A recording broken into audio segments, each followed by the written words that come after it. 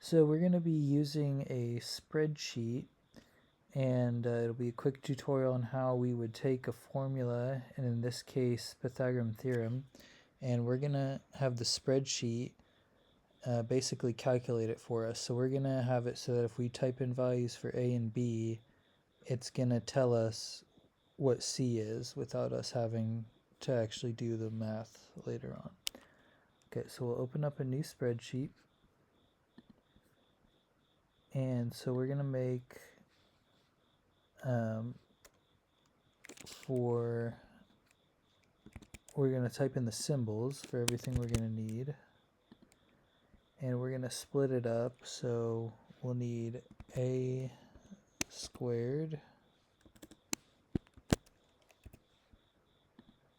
And we're going to need B squared.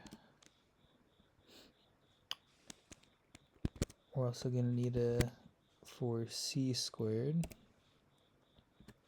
And then finally C, that's what our final answer is going to be. Okay, so for A and B, we're just going to type in random numbers for right now. And for A squared, we're going to need the spreadsheet to calculate. We're going to set it up for the spreadsheet to do that for us. So whenever you want it to do a calculation for us, you have to start with an equal sign. Then we can click on the cell, and we're going to square that cell. Okay, so 5 squared, 25. Now for this cell, we're going to do the same thing, equal sign. Click on the cell you want to manipulate and square it. Alright, 9 squared is 81.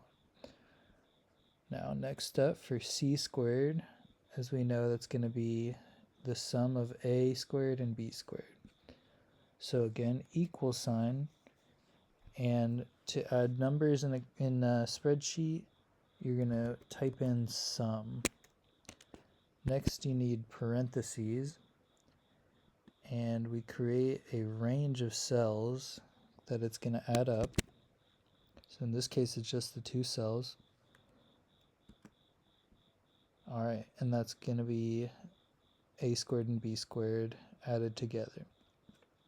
Now finally, to calculate C, as we know, the opposite of squaring something is you find the square root of it. So again, equal sign, and to do square root you do SQRT. Again, parentheses, and we click on that cell, close the parentheses, and that is our answer, 10.2956. Now what's cool is we can go back and we can change this, and it updates our final answer. Let's type in a simple example. Alright, and as we know, 3 squared and 4 squared was going to end up with a hypotenuse of 5, so it's working for us. Alright, hope this helps.